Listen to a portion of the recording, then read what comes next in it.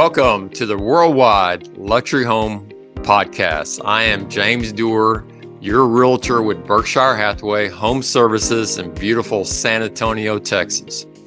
Joining me today is my co-host, Josh Ledesma, a forever agent with Berkshire Hathaway Home Services, who is also zooming in on today's podcast. Welcome, Josh. Good morning, James. I'm excited to be here. Excited to welcome a new guest to the show. Happy Monday, fellas. Well, I tell you what, this is going to be an amazing show. We're traveling to Mexico today, and so each Worldwide Luxury Home Podcast will take our listeners to a different city across the United States and across the world to learn about the lifestyles and luxury homes in that city. Today we have a special guest, is Greg Gunter. He's coming to us from San Miguel de Allende in Mexico. And Greg, as most of his clients refer him to, is as the Dream Home Realtor.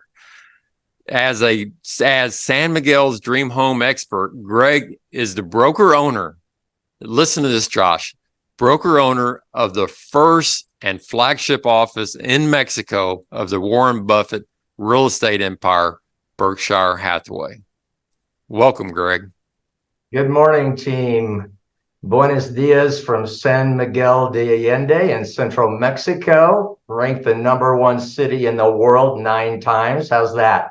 There Beautiful you go. Place. You guys need to come visit. And you're the #1 realtor for Berkshire Hathaway there. Well, I'm the first one. I'm the first one. We don't really measure volume, but at least I'm the first one to open up. So yeah, we were the first one.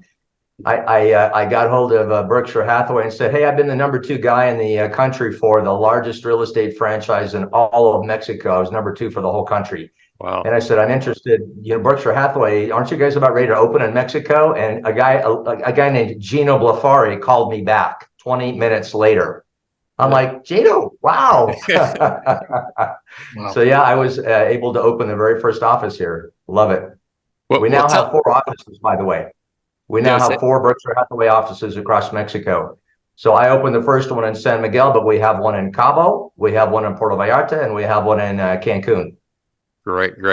So Greg, tell our listeners a little bit about Greg Gunter. Well, I'm an architect by undergrad training. I got my MBA in real estate and finance a few years later, since architects starve to death. And I've been a retail developer most of my career. I mean, I started building homes when I was 15 and was, an architect. When I worked as an architect for those first few years, I worked in the residential industry. So home building, designing homes, that's kind of been in my blood since I was a kid. And when I basically my real estate development company, my retail development company went belly up in the Great Recession, I had already made plans to move to San Miguel. I just thought I'd be running that old company from here, and that changed. So when I moved down here and didn't quite know what to do, the idea of becoming a realtor was kind of a natural segue for my career, and so that's what I did. I went to work with another big master franchise in Mexico. Worked with them for 8 years before giving Berkshire Hathaway a call and asking them if they were ready to open an office. And thankfully they were. So my timing was good. So that's kind of my background. It's been an interesting, residential development to commercial retail development, back to residential as a broker, first as a realtor, now as a broker. Yeah. So that's an amazing background. And that's why, our listeners needed to contact, go to buyahomglobal.com, send us a note. We'll introduce you to Greg. And for somebody who knows the ins and outs as an architect, as a builder, homes. So there's nobody more qualified than you. And also your history as a Dream Pro Realtor for San Miguel is amazing. So when somebody is looking at buying their primary luxury home or second or third luxury home in San Miguel, Mexico, why would they use your brokerage? One of the nice things about why I joined Berkshire Hathaway Home Services is because we are an American franchise. I love that. That gives me the biggest point of distinction here in Mexico. All the other flags down here in Mexico are master franchises. I worked for one for 8 years. I know that all too well. I had no connection with that other master franchise with their corporate parent in the United States. And down here, I'm an American franchise, just like I was in San Antonio or Irvine or Dallas or, wherever. So I'm able to offer my clients a lot of those same advantages of being part of an American network, especially my sellers. From my buyer's perspective, we have more outreach to let them know, what's going on in the marketplace here. We have a digital marketing campaign that we do nationwide in the US. So I have a lot to offer both my seller and my buyer clients here in San Miguel as this unique American franchise, the only one really in all of Mexico, but especially in San Miguel de Allende. It's a great advantage. Yeah, what a great perspective. Just, from this side, not really quite understanding or even realizing that that's such an advantage for you as an agent. Greg, what can you tell us about the lifestyle there in San Miguel? What's a week like down there? If I'm looking to purchase a second home or a luxury home, what do I have to look forward to? This is a big expat destination. So a lot of my clients are retirees. We joke here that you move to Miami to die and you move to San Miguel to live. Love it. So it's because there's so much to do down here. We're the little Manhattan down here.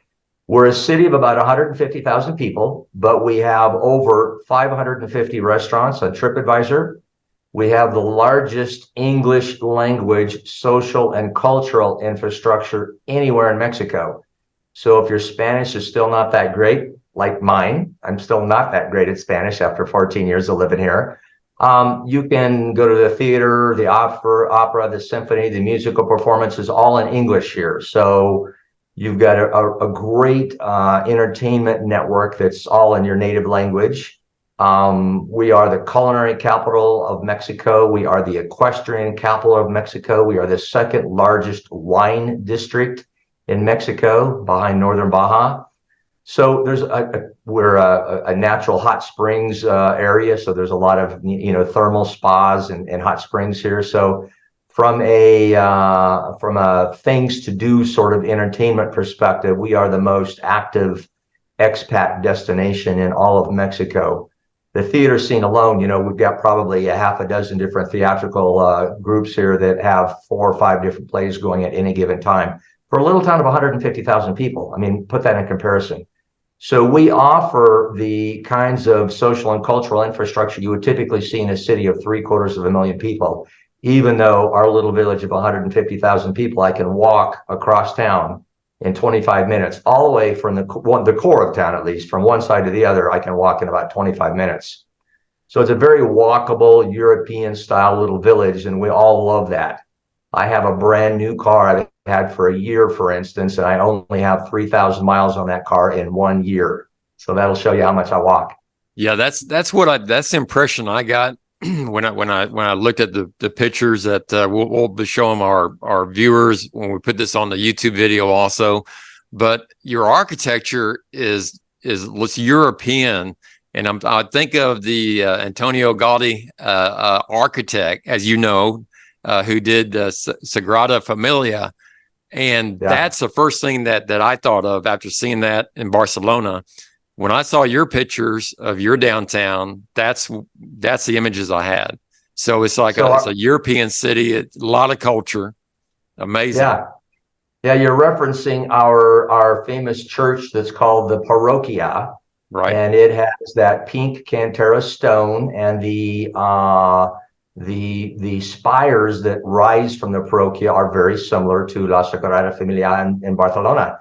So yeah, it's a very similar. Ironically enough, it's actually based on a cathedral in Cologne, Germany. Okay. But a lot of us think it looks a lot like La Sagrada. So yeah, you're right. But that's our iconic Eiffel Tower.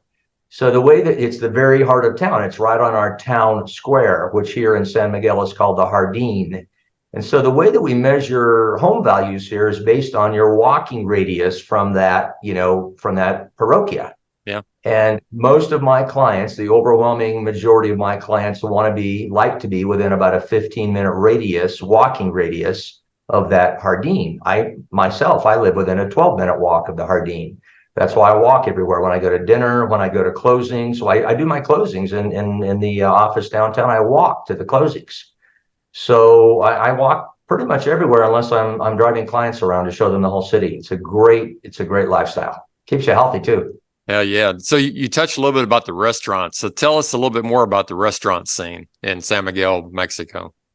It's just amazing. I mean, I work as a realtor, so I don't get out very much. Haven't had a chance to sample the 550. I probably know 50 of them. So you can go to a different restaurant every day of the week and still not do it, experience all of them in a year. But we've got famous international chefs that come from all over the world. I mean, one of our chefs is a Mexican chef who had a restaurant in London for 20 years. And when he decided to come back to Mexico, he had to decide where to land. And he said, wow, San Miguel has become the culinary capital since I left. So he came back to San Miguel instead of going to Mexico City. We see a lot of that sort of thing. One of our most famous restaurants here is owned and operated, and the chef was the chef at the Tavern on the Green and the Hay Adams. So great background, great experience. It's a place called The Restaurant, and it's always on my restaurant list that I give to clients. But a number of other ones as well, like the Quince restaurant. Robb Report named their rooftop terrace as the #1 rooftop restaurant terrace in the world. I just ate at the Daniele in Venice last week, so that's saying a lot. If the one in Quince got rated above the Daniele in Venice, man, that's something. That's just an example of a couple of the restaurants here in town. They're phenomenal. Well, we're definitely ready to go there, and our listeners are too. Again, Greg is available. Your Dream Pro Realtor for San Miguel de Allende, Mexico. I like to refer to it as San Miguel because my Spanish isn't that great, but you've been there 14 years. That's I'm thinking you're being a little modest on your Spanish, but so tell us about what activities, if you're going outside the city to the wineries or to the hiking, or what type of activities are for the person who likes to stay active. Like you said, this is a very walkable area, and people who go there want to be active and they want to live. What do you do when you go out, an hour away from town or half an hour? It's funny because a lot of people, when you say Mexico, they think beach. A lot of clients will say, so how close are you to the beach? I'm like, no, I'm in the middle of the country. That's like asking someone from Kansas City, how close they are to the Monica Pier. We're in the very middle of the country, so we tend to attract not the beach crowd that likes to hang out in the sun all day long, but more of the cultural and educational higher demographic. So a lot of those kind of people come here for history and art. We're a 480-year-old city, and we're a UNESCO World Heritage Site. So that I live, work, and play in a UNESCO World Heritage Site. Imagine that, guys. Most UNESCO sites are a pile of rubble off in the jungle. There's a lot of old pyramids that you could never live in, of course, and I actually live and work. My office is the only office in our entire franchise of 1,500 offices that's a UNESCO World Heritage Site. Wow. I've got a little tiny sign because that's all the city lets me do. It's a UNESCO protected storefront for Berkshire Hathaway. So back to your question, a lot of people here come for the cultural and art activities, art, theater, that sort of thing. History as well. We do have our own historic pyramid here in town as well. People will come for the wineries, like you just mentioned. They'll come for the hot springs. They'll come for any of our large festivals here. We have the largest bilingual film festival. The Guanajuato International Film Festival is held here every year for the last 17 years. The San Miguel Writers Conference is the largest bilingual writers conference in the world. The Jazz and Blues Festival. I mean, I could go on and on. The number of festivals that we have are endless. We have Vendemmia. We just came out of August, and we have our Vendemmia events at all the wineries in August. So every weekend there's a huge grape stomping festival where you wine and dine and join or at least you watch all the ladies stomping the grapes. I kind of tend to sit in the back and watch. I don't get out there and stomp myself, but lots of great Vendemmia events. So tons to do. I mean, it's one of those things. If you're bored in San Miguel, it's your own fault. Yeah. That sounds great. Thanks for sharing that, Greg. And so you mentioned some of those recurring events. And would you say there's like a busy time or busy season versus a non-busy season, or what can you speak to that? We have a very temperate year-round spring-like climate. So, but nonetheless, the snowbirds love to come down here. So even though winter is our coolest season, Winter meaning it'll still be in the upper 70s every day during the wintertime down here, but we'll get a 40-degree diurnal swing in the wintertime. And we still get about a 25-degree diurnal swing in the summertime. So the snowbirds love to come down from about mid-December through the end of April. So that's a very busy season there. A lot more cultural and social activities going on. But then I jokingly say the sweatbirds, you Texans, love to start coming down in June, because we still cool down, like I said, to about 55 or so degrees at night in the summertime. Nobody has air conditioning here because nobody needs it. We're at 6,400 feet in altitude. So, all the sweatbirds love coming down here because it's so nice and comfortable and gets cool at night, and, very good sleeping temperatures. And you have nothing but at the most a ceiling fan going on. Nobody has to run air conditioning here. I've had clients that move up from the coast. They thought Puerto Vallarta was the great place to live. And they said, oh my God, I'm spending $600 a month on my electric bill to run my air conditioner 24 hours a day. They moved to San Miguel because all they need is a little fresh breeze. It's great. Well, I definitely need to put San Miguel on my list. I just got back from Santa Fe, New Mexico, where I have a place, and that's very similar, but sounds like you're even better. I mean, the temperature is better in Santa Fe even. That's a good point, James. We have a lot of overlap with Santa Fe. I have a lot of clients that moved from Santa Fe. The art infrastructure and focus in Santa Fe is very similar down here. We're a very artistic community. So everybody down here does something, paints, throws pottery, does encaustic art. I'm a novelist, for instance, myself. I told you we have our big writers conference here. So there's a lot of us that are writers as well. But there's a very big artistic community. But the difference with Santa Fe is it snows, it gets cold in Santa Fe, and that doesn't happen here. Wow, that's amazing. That's amazing. Well, Greg, tell us about the luxury homes there in your area. I know you said most of them are walkable. Tell us about the typical luxury home. Let me share with you two ends of the spectrum. One of the photos that you're going to show our viewers here in just a moment is our most famous listing in town. I have the most expensive and most famous listing in town by a starchitect named Ricardo Legarreta. He's like a Mexican version of a Frank Lloyd Wright. Everybody knows that name, Frank Lloyd Wright. You may not know the name Ricardo Legarreta, but he's very famous. He's an AIA gold medal winner and truly a starchitect. Joel Silver, the American producer, has his Ricardo Legarreta home in Beverly Hills on the market for $52 million. I've got a Ricardo Legarreta on the market down here for $7 million. A little cheaper, a little more affordable. It sits right in the UNESCO zone, an 8-minute walk to the Jardín. It's a phenomenal property. So at that upper end of the spectrum, and that's a record. We don't have anything else that. From there, I dropped down to 3.3 million, for instance, and we have a couple of other $3 million listings, but we never sell homes in a $7 million listing. So we're a much more affordable market down here.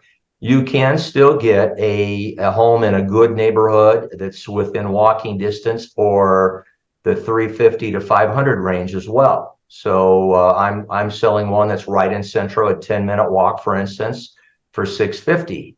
That's a great, kind of a pied-à-terre, right in Centro, right in the end of a cul-de-sac, nice and quiet, protected views of the parochia from the roof terrace, which is what everybody wants. They love that, having cocktails on the roof terrace. Everybody has a roof terrace here. That's one of the advantages of living here. So you've got a roof terrace with these phenomenal skyline views.